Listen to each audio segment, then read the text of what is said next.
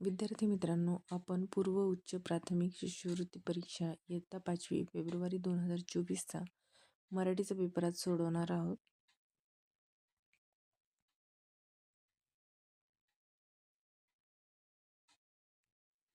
बघा, या पेपरमध्ये पहिला प्रश्न आहे, पुढे दिलेल्या शब्दसमूहाबद्दल एक अचूक शब्द निवडायचा.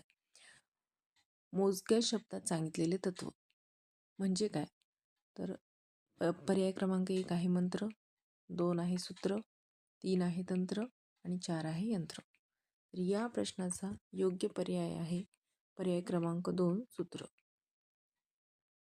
प्रश्न दुसरा आहे, खालील शब्द वर्णानुक्रमे लावल्यास मध्यभागी येणाऱ्या शब्दाचा पर्याय निवडा. नजर, वजन, जरब, नगर, गरज, गजरा आणि चरण. म्हणून हा गजरा शब्द आहे, हा 1 नंबरला येणार आहे. त्यानंतर गरज हा 2 नंबरला येणार आहे. असंच करत करत तुम्हाला 3, 4, 5, 6 असे काढायचे आहेत आणि त्यानंतर तुम्हाला लक्षात येईल की 3 मध्यभागी येणारा जो शब्द आहे तो आहे पर्याय क्रमांक 3 जरब.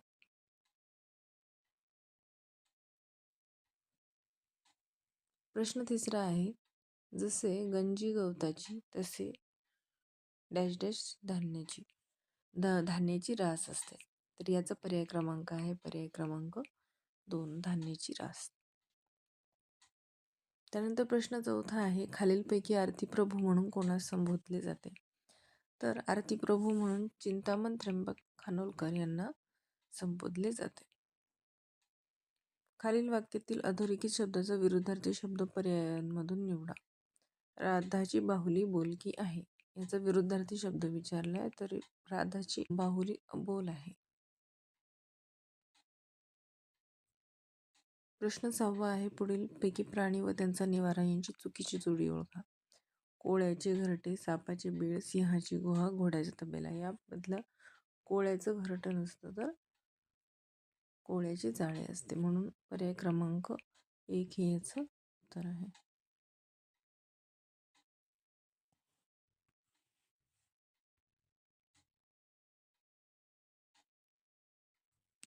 यानंतर प्रश्न 7वा आहे, खालीलपैकी कोणत्या पर्यायांमधील अक्षरे घेतल्यास सर्व उभे अर्थपूर्ण शब्द तयार होतील? म्हणजे यामध्ये असं कोणता गट या पर्यायांपैकी निवडल्यानंतर हे सर्व अर्थपूर्ण शब्द तयार होतील? दुसरा पर्याय बघूया आपण, स्पंदन, वादन, रुदन आणि सदन. पर्याय क्रमांक 2 याचं उत्तर आहे. पुढीलपैकी कोणत्या पर्यायांतील शब्द दिलेल्या सर्व अर्थांनी वापरला जात नाही? प्रतिमा, प्रतिबिंब चित्र, भाव, दर, भक्ती, वर्ण, रंग किंवा मूळध्वनी, वास, गंध किंवा अवसर. तर याचं उत्तर आहे वास, गंध किंवा अवसर या अर्थाने वापरला जात नाही. वास म्हणजे गंध वापरला जाऊ शकतो, पण अवसर म्हणून आपण त्याला वापरत नाही. त्यानंतर प्रश्न 9 ते 11 साठी सूचना दिलेल्या आहेत आणि उतारा वाचून त्याच्यातून तुम्हाला उत्तरांची पर्यायांची निवड करायची. साबणाने शरीर स्वच्छ होते, परंतु मनामध्ये वाईट विचार असतील, खोटे बोलण्याची सवय असेल, दुसऱ्यांना फसवण्याची, लुबाडण्याची संधी आपण शोधत असू किंवा चहाडी, टवाळी आणि टिंगल करण्याची सवय असेल, त्याने कितीही साबण लावून शरीर घासून घासून स्वच्छ केले तरी त्याचे जीवन निर्मळ होऊ शकत नाही, कारण त्याचे चित्त शुद्ध नाही आणि म्हणूनच त्याला कितीही उद्बोधक विचार पटवून देण्याचा प्रयत्न केला तरी त्याला ते पटत नाहीत, गळी उतरत नाहीत. जसे वसंत ऋतू आल्यावर वृक्ष आपोआप फळांनी बहरतात, पण एखाद्या वृक्षाला फळेच येत नसतील तर वसंत ऋतू येऊनही त्या वृक्षाला त्याचा उपयोग नसतो. प्राण गेलेले शरीर कोणतीही क्रिया वा व्यवहार करू शकत नाही. पाण्याशिवाय शेतामध्ये पीक येऊ शकत नाही. साबण आपले शरीर स्वच्छ करू शकतो, पण आपले जीवन निर्मळ करू शकत नाही. हा उतारा आहे आणि प्रश्न 9 ते 11 साठी आपल्याला हा उतारा दिलेला आहे. आता 9वा प्रश्न पाहायचा आपल्याला. एखाद्याचे जीवन केव्हा निर्मळ होऊ शकेल असं उतार्यामध्ये सांगितलंय. तर आपण आताच उतारा वाचलाय बघा आणि प्रश्न 9व्यानुसार आपण त्याचा पर्याय बघूया. त्याच्या मनात वाईट विचार असतील तर, त्याची टिंगल टवाळी करण्याची सवय असेल तर, तो दुसऱ्यांना लुबाडण्याची संधी शोधत असेल तर नाही. हे तीनही पर्याय चुकीचे आहेत. त्याचे चित्त शुद्ध असेल तर एखाद्याचे जीवन निर्मळ होऊ शकेल. त्यानंतर 10वा प्रश्न आहे, पटवून देणे या अर्थाचा कोणता वाक्प्रचार उतार्यामध्ये आलेला आहे? पटवून देणे म्हणजे संधी शोधणे नाही, चहाडी करणे नाही, बहरणेही नाही म्हणून गळी उतरवणे हा त्याचा योग्य पर्याय आहे. त्यानंतर 11वा प्रश्न आहे, खालीलपैकी कोणते उदाहरण उतार्यात आलेले नाही? वृक्षाला फळेच येत नसतील तर वसंत ऋतूचाही उपयोग होत नाही. पर्याय क्रमांक 2 आहे, चित्त शुद्ध नसेल तर उद्बोधक विचार पटत नाही. साबण शरीर स्वच्छ करतो पण पाण्याने मन स्वच्छ होते. प्राण नसलेले शरीर कोणतेही व्यवहार करू शकत नाही. तर यातलं जे आहे हे साबण शरीर स्वच्छ करतो तर पाण्याने मन स्वच्छ होते, हा पर्याय जो आहे हा उतारत आलेला नाही, चुकीचा आहे. म्हणून हा पर्याय क्रमांक 3 याचं उत्तर आहे. त्यानंतर प्रश्न क्रमांक 12 ते 14 साठीच्या सूचना दिलेल्या आहेत की एक जाहिरात दिलेली आहे. त्या जाहिरातीचे लक्षपूर्वक निरीक्षण करून त्यावर आधारित विचारलेल्या प्रश्नांची उत्तरे पर्यायातून आपल्याला निवडायची. जाहिरातीमध्ये काय आहे, सुवर्णसंधी सुवर्णसंधी सुवर्णसंधी, भाषाप्रेमी मंडळ आयोजित, वयोगट 5 ते 13 वर्ष, प्रवेश मर्यादित, सुंदर हस्ताक्षर मार्गदर्शन वर्ग. तुमच्या लेखनाला गती नाही, अक्षर वळणदार येत नाही तर पर्याय एकच, सुंदर हस्ताक्षर मार्गदर्शन वर्ग प्रवेशासाठी आजच नाव नोंदणी करा. आमची वैशिष्ट्ये, तज्ज्ञ मार्गदर्शक, भरपूर लेखनाचा सराव, सरावासाठी शैक्षणिक साहित्य उपलब्ध, सुसज्ज वातानुकूलित प्रशिक्षण वर्ग. स्थळ 12 गुरुवार पेठ सातारा. मार्गदर्शन वर्गाची वेळ सकाळी 7 ते 10 वाजता. आता यावरचे या जाहिरातीवरचे प्रश्न विचारलेले आहेत. प्रश्न 12वा आहे, सुंदर हस्ताक्षर वर्गाचे पुढीलपैकी कोणते वैशिष्ट्य नाही? प्रश्न 12व्याचा पर्याय बघा, परवडणारी फी, दिवसभर मार्गदर्शन, भरपूर लेखन सराव, सुसज्ज वातानुकूलित प्रशिक्षण वर्ग. तर बघा, माफक फी, परवडणारी फी तर यामध्ये दिलेली आहे.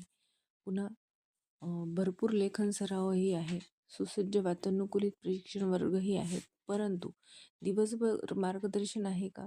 तर नाही.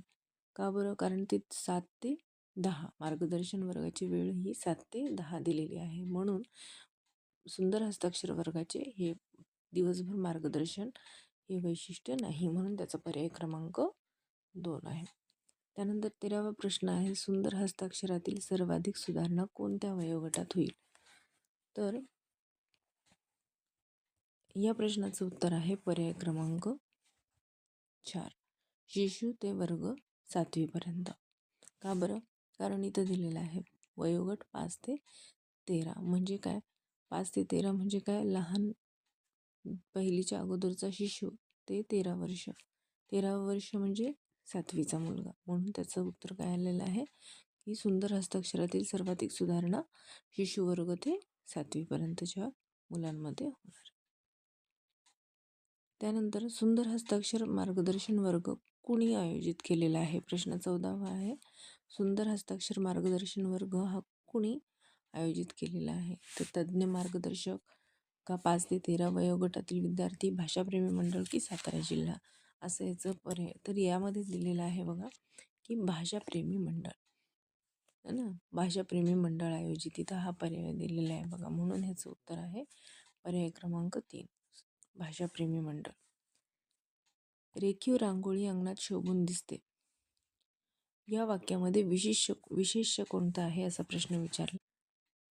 रेखीव रांगोळी अंगणात शोभून दिसते या वाक्यामध्ये रांगोळी हे विशेष्य आहे. प्रश्न क्रमांक 16 बघूया, दिलेल्या पर्यायांमधील निश्चितपणे एकवचनी नसलेला शब्द कोणता? आता 4 पर्याय दिलेले आहेत की एकवचनी नसलेला शब्द शोधायचा आहे आपल्याला. हरिण, हरिण तर ऑब्वियसली हा एकवचनी शब्द आहे.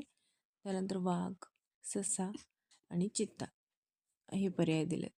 तर याचा अर्थ या पर्यायाबद्दल फक्त वाघ असा आहे की आपण तो एकवचनी आहे की अनेकवचनी ते सांगू शकत नाही. म्हणून हा एकवचनी नसलेला, निश्चितपणे एकवचनी नसलेला शब्द हा पर्याय क्रमांक 2 वाघ आहे. त्यानंतर खालील वाक्यात कोणते विरामचिन्ह द्यायचे राहिले आहे? प्रथमेश मुंबईला गेला पण त्याचे काम झालेच नाही. तर या वाक्यामध्ये विरामचिन्हांपैकी कोणतं विरामचिन्ह द्यायचं बाकी आहे? तर अर्धविराम देण्याचं बाकी आहे.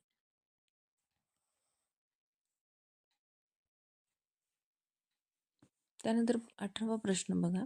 खालीलपैकी भूतकाळी वाक्याचा पर्याय निवडा.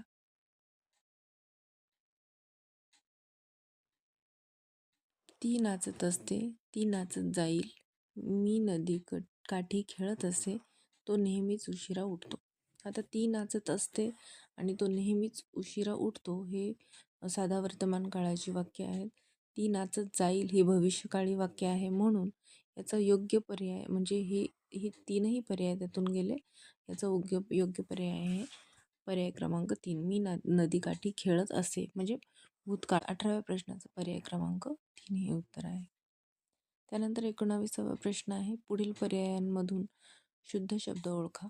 क्रीडा महोत्सव, औद्योगिक, राष्ट्रकुल आणि नैतिक. यांमध्ये औद्योगिक हा शब्द हा शुद्ध आहे. प्रश्न 20वा.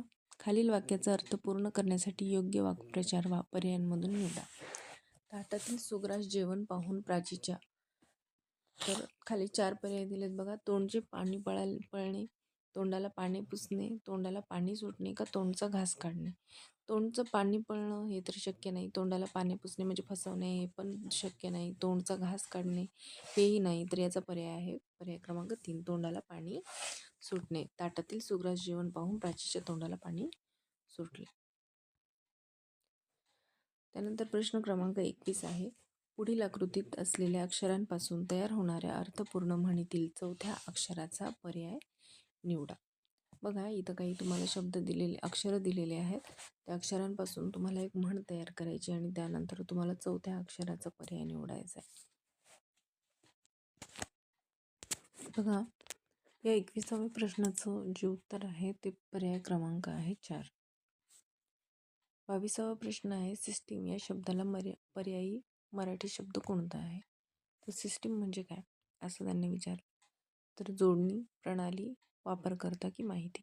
तर त्याचं उत्तर आहे प्रणाली. सिस्टीम म्हणजे प्रणाली. मराठीमध्ये आपण त्याला प्रणाली म्हणतो.